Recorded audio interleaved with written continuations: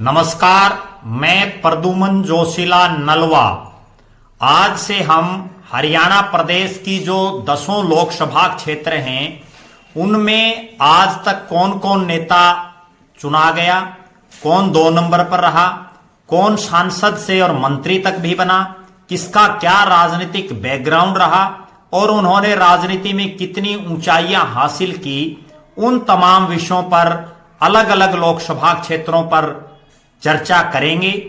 इसके अलावा तमाम जो हरियाणा प्रदेश की वो लोकसभाएं जो परिसीमन के बाद जिनको खत्म कर दिया गया था उन पर भी हम चर्चा करेंगे और इसके अलावा 1966 से पहले कौन कौन जो है अलग अलग लोकसभा क्षेत्रों से निर्वाचित हुआ उन पर भी निगाहें दौड़ाएंगे। लेकिन शुरुआत में हम करेंगे 1971 से, जब हरियाणा प्रदेश 1 नवंबर 1966 को बना और उसके बाद जो पहला लोकसभा का चुनाव हुआ उसके बाद से और अब तक यानी 2019 के लोकसभा चुनाव तक कौन कौन किस किस सीट पर जीता, किस किस ने चुनाव लड़ा, कौन मुख्य प्रत्याशी रहे, कितना अंतर रहा, उन तमाम विषयों पर हम चर्चा करेंगे। और आज सबसे पहले हम शुरुआत करते हैं हरियाणा प्रदेश की चर्चित लोकसभा सीटों में शामिल, जो एक तरफ राजस्थान से लगती है तो दूसरी तरफ पंजाब का एक बड़ा हिस्सा उस सीट के साथ लगता है और वो सीट एससी रिजर्व है, आरक्षित है। जी हां, हम बात कर रहे हैं सिरसा लोकसभा क्षेत्र की। सिरसा लोकसभा क्षेत्र ने देश की राजनीति को बड़े बड़े राजनेता दिए, देश के उप प्रधानमंत्री रहे, कई बार प्रदेश के मुख्यमंत्री रहे, बहुत से नेताओं को राजनीति की बारीकियां सिखाने वाले चौधरी देवीलाल हों, वो भी इसी सिरसा लोकसभा क्षेत्र के गांव चौटाला से आते हैं। प्रदेश के कई बार के मुख्यमंत्री चौधरी ओम प्रकाश चौटाला हों, वो भी चौटाला गांव से हैं, चौधरी देवीलाल के बेटे हैं। ये 2 नेता प्रदेश के मुख्यमंत्री रहे इस लोकसभा क्षेत्र से और इसके अलावा इस लोकसभा क्षेत्र ने कई बड़े बड़े नेताओं को दिया। अब बात करते हैं सिरसा पार्लियामेंट्री जो क्षेत्र है उसकी। सिरसा लोकसभा क्षेत्र में पिछले जो 13 लोकसभा के चुनाव हुए हैं सन 1971 से लेकर के और 2019 तक, उसमें जो एक सबसे बड़ी बात निकल करके आई है वो ये है कि इन 13 में से 5 बार एक ही परिवार के सांसद यहां से बने। पहले पिता बने 3 बार और उसके बाद 2 बार उनकी बेटी बनी। चौधरी दलबीर सिंह जो हिसार जिले के प्रभुवाड़ा गांव से संबंध रखते हैं और वो जो है सांसद बने सिरसा लोकसभा क्षेत्र से 3 बार, केंद्र में मंत्री बने।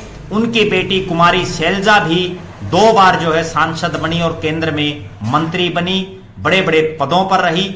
अब सिलसिलेवार तौर पर हम अगर बात करें सन 1971 का जब पहला लोकसभा का चुनाव हुआ तो हरियाणा बनने के बाद उसमें चौधरी दलबीर सिंह कांग्रेस पार्टी के प्रत्याशी के तौर पर उन्होंने चुनाव लड़ा। उनको 2,13,610 मत मिले और उनके मुकाबले में विशाल हरियाणा पार्टी के चौधरी जगन्नाथ ने चुनाव लड़ा और उनको 91,987 मत मिले। इस चुनाव में 1,21,623 वोटों से जो है चौधरी दलबीर सिंह चुनाव जीते। बाद में वो बड़े ओहदों पर रहे। इस चुनाव में उनके अलावा कोई और प्रत्याशी बहुत बड़ा प्रदर्शन नहीं कर पाया। कुल 5 कैंडिडेट इस चुनाव में थे।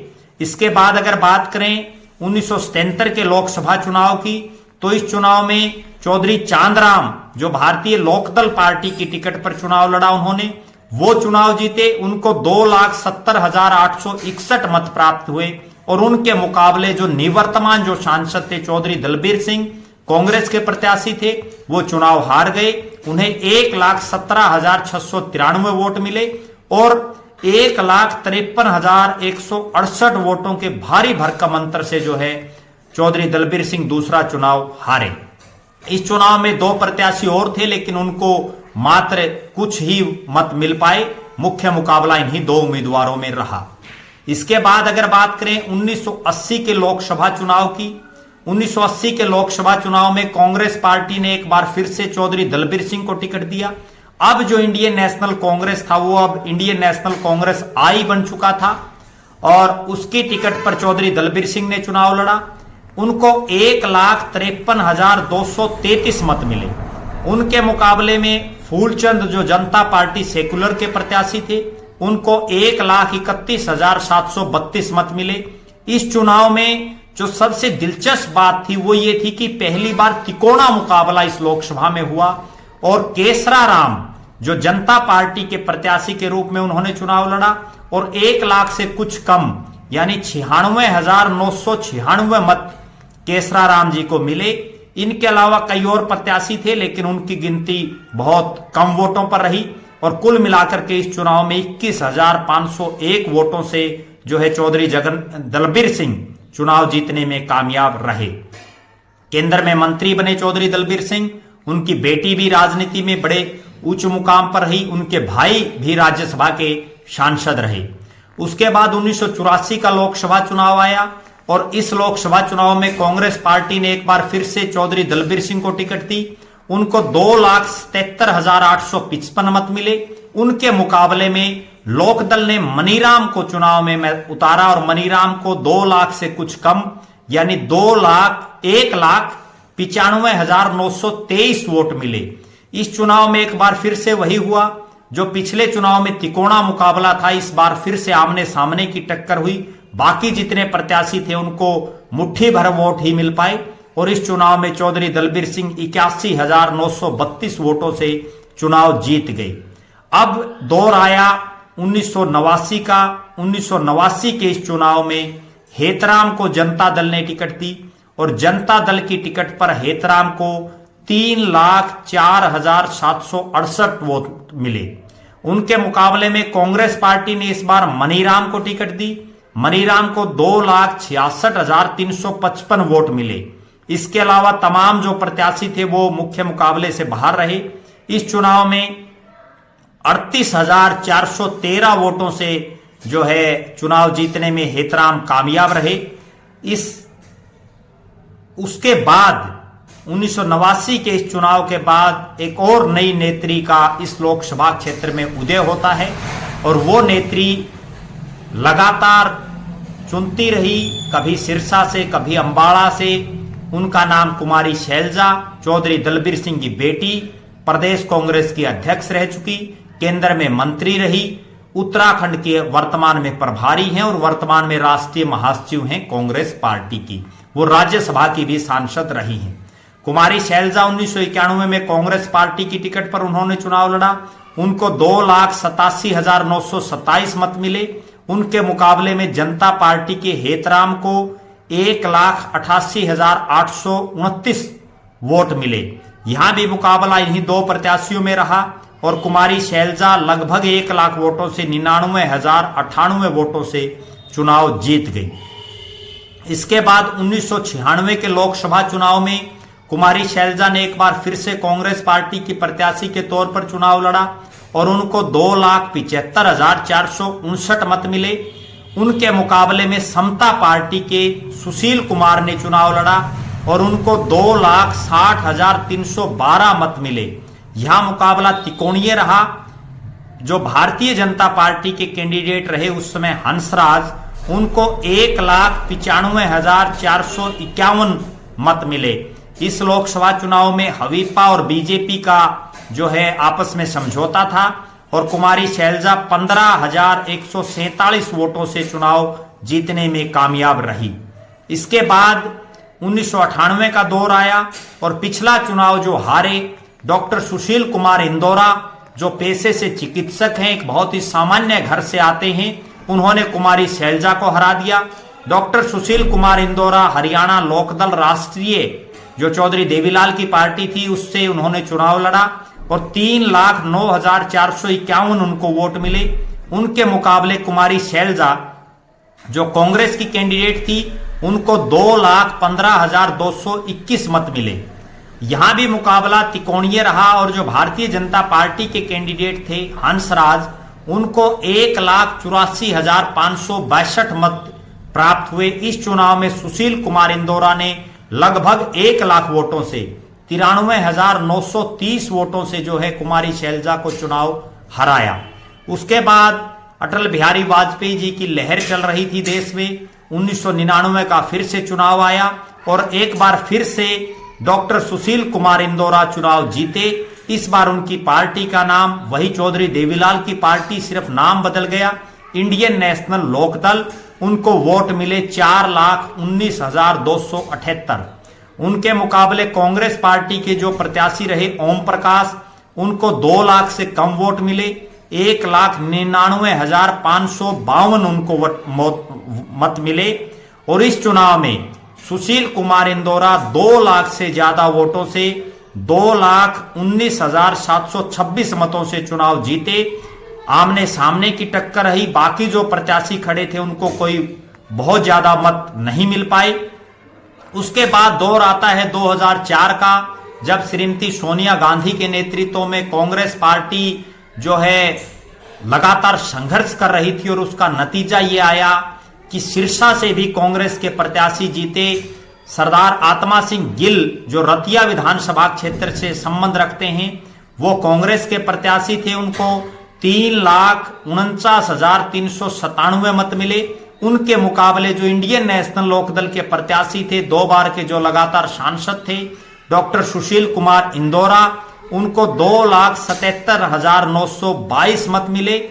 इसी चुनाव में भारतीय जनता पार्टी के जो प्रत्याशी थे महावीर प्रसाद, उनको 1,15,128 मत मिले। इसके अलावा हरियाणा विकास पार्टी के प्रत्याशी भी थे, उनको 46,059 मत इस चुनाव में मिले। कुल मिलाकर के इस चुनाव में आत्मा सिंह गिल ने 71,475 वोटों से, जो 2 बार के लगातार सांसद थे सुशील कुमार इंदौरा, उनको चुनावी मैदान में हराया। इसके बाद दौर आता है 2009 का। कांग्रेस पार्टी सत्ता में थी, डॉक्टर मनमोहन सिंह देश के प्रधानमंत्री थे और ऐसी आसार थी कि कांग्रेस फिर से सत्ता में आएगी। तब कांग्रेस ने एक ऐसे युवा चेहरे को सिरसा से चुनावी मैदान में उतारा जो ना सिरसा लोकसभा को जानता था, ना सिरसा की जनता उसको जानती थी। झज्जर जिले के चिमनी गांव से वो संबंध रखता था। एनएसयूआई का राष्ट्रीय अध्यक्ष रहा था। छात्र राजनीति से वो सक्रिय था। उसके बाद जो है वो युवा कांग्रेस का भी राष्ट्रीय अध्यक्ष बना और राहुल गांधी के नजदीकियों में शामिल था। डॉक्टर अशोक तंवर, उनको जो है आत्मा सिंह गिल जो मौजूदा सांसद थे, उनकी टिकट काट करके चुनावी मैदान में कांग्रेस ने उतारा और अशोक तंवर ने पहली बार में ही जीत हासिल की। उनको 4,15,584 मत मिले। कांग्रेस पार्टी के वो कैंडिडेट थे। उनके मुकाबले में पूर्व विधायक डॉक्टर सीताराम को इंडियन नेशनल लोकदल ने टिकट दी। सीताराम को 3,80,085 मत मिले। आमने सामने का मुकाबला था। बाकी जो प्रत्याशी खड़े थे उनको कोई बहुत ज्यादा वोट नहीं मिले और अशोक तंवर ने 35,499 वोटों से जीत हासिल की। देश की सबसे बड़ी पंचायत में वो पहुंचे। उसके बाद अशोक तंवर हरियाणा कांग्रेस के अध्यक्ष भी बने, पार्टी के राष्ट्रीय सचिव भी रहे और जो है उन्होंने बहुत से पदों पर पार्टी में काम किया। इसके बाद 2014 का लोकसभा चुनाव आता है।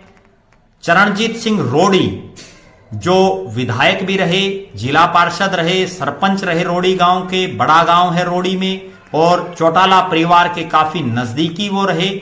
उनको इंडियन नेशनल लोकदल ने सांसद की टिकट दी और वो जीतने में कामयाब रहे। उनको 5,63,070 मत मिले। उनके मुकाबले में कांग्रेस पार्टी के डॉक्टर अशोक तंवर जो उस समय के सांसद थे निवर्तमान, उनको 3,90,634 मत मिले। वो चुनाव हार गए। इस चुनाव में तीसरे नंबर पर जो रहे वो रहे हरियाणा जनहित कांग्रेस के, जो चौधरी भजनलाल की पार्टी थी। डॉक्टर सुशील कुमार इंदौरा 2 बार के सांसद, उनको 2,41,067 मत प्राप्त हुए। इस चुनाव में आम आदमी पार्टी ने भी अपना प्रत्याशी उतारा। उनके प्रत्याशी को भी 66,844 मत मिले। इस चुनाव में आत्मा सिंह गिल ने, इस चुनाव में जो है सरदार चरणजीत सिंह रोड़ी ने 1,15,736 मतों से डॉक्टर अशोक तंवर को चुनाव हराया। अब बात करते हैं 2019 के लोकसभा चुनाव की। मोदी जी की लहर देश और प्रदेश में थी। इस चुनाव में सुनीता दुग्गल ने जीत हासिल की। सुनीता दुग्गल IRS रही बीजेपी की नेत्री। इससे पहले रतिया से विधानसभा का चुनाव लड़ा, लेकिन मामूली अंतर से वो चुनाव हार गई। इसके बाद उनको पार्टी ने लोकसभा का चुनाव में उतारा और उनको 7,14,351 मत हासिल हुए। इस चुनाव में डॉक्टर अशोक तंवर ने फिर से कांग्रेस पार्टी के प्रत्याशी के तौर पर चुनाव लड़ा। उनको कांग्रेस सारी सीटें हार गई, कहीं जमानतें भी जब्त हो गई। उसके बावजूद डॉक्टर अशोक तंवर को यहां 4 लाख से ज्यादा मत मिले। 4,04,433 वोट जो है उनको मिले।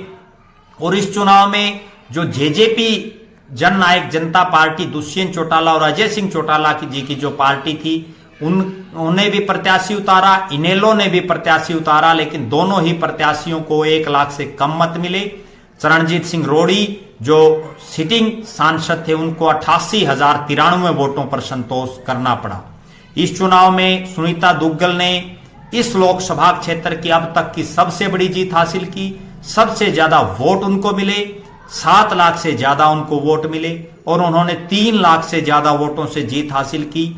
3,99,918 वोटों से जो है कुमारी शैलजा ने, सुनीता दुग्गल ने अशोक तंवर को चुनाव हराया।